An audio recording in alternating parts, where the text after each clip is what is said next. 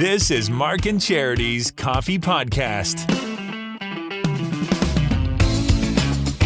It's the Mark and Charity Coffee Podcast for a bitterly cold Thursday, January 20th today. Wind chills this morning down to minus 24 Celsius and even colder than that overnight tonight. So bundle it up. We warmed you up this morning on our Throwback Thursday with Kokomo. That was on the show this morning. There is a great new website to help you shop local. If you rely on keywords for businesses, you might miss out on what the businesses are here in town. Here comes the Chamber of Commerce to bail you out on ChooseBelleville.ca and why you are feeling burnt out as 1/3 of Canadians are. So it's quite a podcast we've got for you this morning, Charity.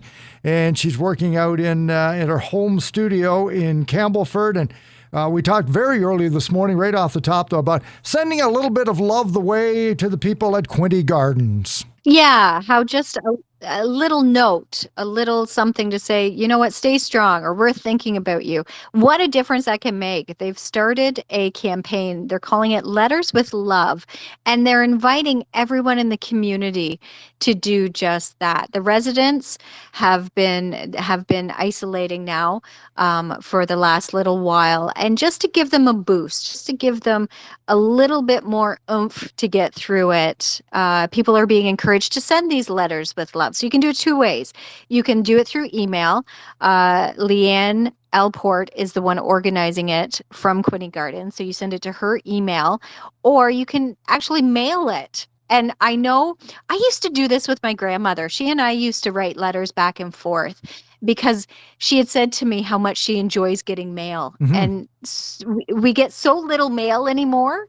It's almost a lost art form. It's amazing. And I actually find now that I really enjoy getting something in the mail, especially when it's a handwritten note. So if you can, even mail a letter in 30 College Street West here in Belleville to Quinte Gardens, to the residents there, and lift their spirits. And they are very active technologically. They would put together videos and they'd put them up on their social media sites of staff and residents there wishing people a Merry Christmas or other things in the community. And so it's great. Why not return that for a great generation who did so much in the city?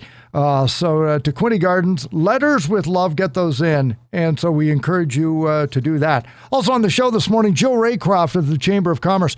ChooseBelleville.ca, Charity, is a great new website that they've got up to do some very important things for local businesses. Isn't it? We checked it out this morning. They've launched an interactive map so you can search local businesses, and you can either type in keywords or search by categories. It's all color-coded, which I chuckle about, but I love because that's how you can search by category and the different colors pop up. But a great map. And it's not just for businesses that are members of the chamber themselves, but all local businesses. They really want to get people out shopping locally. And there's a great article at inquinte.ca. It includes the link to this map. But as you mentioned as well, ChooseBelleville.ca, you'll find it there, which is the city's campaign. The chamber's partnered with the city of Belleville to create this map, and it is so informative and such a great tool now, a resource for whatever you're looking for in Belleville. Mm-hmm. And Jill Raycroft on the show this morning to point out, boy,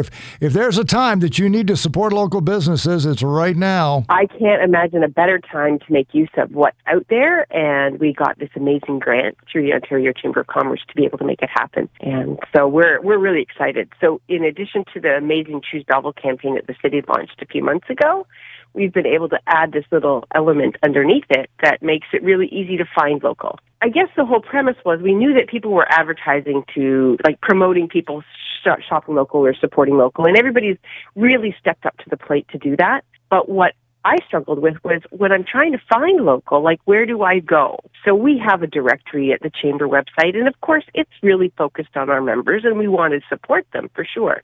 But it still requires that you kind of know the name of the business, and keyword searches aren't really that intuitive.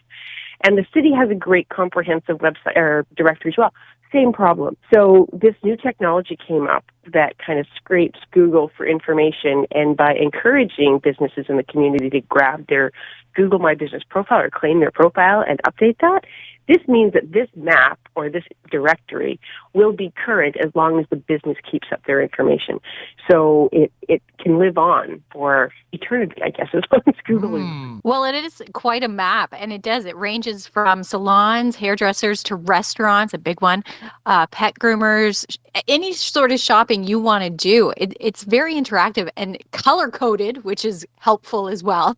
Yeah, business. It kind of swoops down to the street view, and you can almost see it in this hybrid world. Yes, it's kind of neat. And there's lots more we're going to be able to do with this technology. Snap 360 has been really coaching us through it. And when you pick a category or when you filter it down to say you want just pizza, then you'll get a sidebar of all of those restaurants that offer that particular type of food, or that they've included that in their keyword search. So that's another piece, is we can continue to build on this. So as people say, oh, I was looking for this. This is how I search for pet groomers. And we never thought of putting that in as a keyword search. We can add that to anyone who fits that category. Yeah, Jill Raycroft joins us from the Belleville Chamber of Commerce, ChooseBelleville.ca. And the point about the color coding I like is that exactly if you're looking for restaurants or pet groomers, they come up with the different colors. As you say, you don't need those keywords. But the best part, too, is it shows when you're open and directs them to the website. If even though there's the business, you still want to take advantage of delivery, you can do that. Mm-hmm. And that's it. It highlights all of the features that each local business offers. ChooseBelleville.ca, the best place to go. And as you say, once it's up forever. If anybody wants info on how they can get their businesses included on that, Jill, or more with the Chamber, how can they contact you? They can go to BellevilleChamber.ca/get on the map. Get on the map. Well, thanks so much, Jill. Yes, we will get on the map and check out all of the local businesses here in the Quinte area. Thanks so much for promoting it, and please enjoy using it. ChooseBelleville.ca, once again, the website. They've got the different colored pins. It swoops down, as you mentioned, down to so you can see what it looks like. So if you drove by a store, for example, and you couldn't remember the name, but you knew you were on Pinnacle or on Front, you could just click on the pin and go, yep, that's the one. Head to their website. When are they open? They do delivery. It's just such a great resource online to have. So ChooseBelleville.ca. And hopefully you'll be able to visit more of these businesses in person. We're expecting an announcement later today from Premier Doug Ford about restrictions being lifted, which is great because as we were talking about this morning, many of us are starting to feel a bit of burnout. And it goes back to COVID-19. It could be that you're spending too much time at home, or it could actually be going to work. Mm-hmm. And that's what this study looked at, different industries that are really suffering now, mainly because of what we've had to go through the last 2 years. Overall, according to the study put together by Workplace Strategies for Mental Health, 35% of Canadians say that they are burnt out. And burnout, when you put this study together, there are those of us who say, yeah, I had a tough day or I feel burnt out. We're talking actual medical diagnosis, bottomed out, like you got nothing left in the tank. And the number one sector, healthcare workers. At 53% of healthcare workers are burnt out, 66% of which are nurses, and then 61% who should know are the mental health professionals. They reported they are just burned out. They're done. And as an employer, though, there was a part of the article that as well pointed out some things that you can do that maybe help them. And this is taking more breaks at work, taking time for yourself, connecting with others at work, but also outside of work. And that's the big one. The third one was enjoying life outside of work. So if you really want to help combat that feeling of being burnt out, take time for yourself, connect with people outside of work, and find activities to do outside of work to kind of recharge your batteries. Yesterday, my wife and I booked a campsite for June. You said that. Just for a weekend, right? But that thought of, look at that picture that doesn't have any snow on it, and we're going to have a trailer on that little piece of property for 48 hours, and that's ours, and we put it on a calendar. And yeah, just that little bit of not only normalcy, but gives you something to look forward to, because part of the burnout is you can travel. If you want to, you can travel. But the vast majority of us are not going to. We've given up on this winter traveling.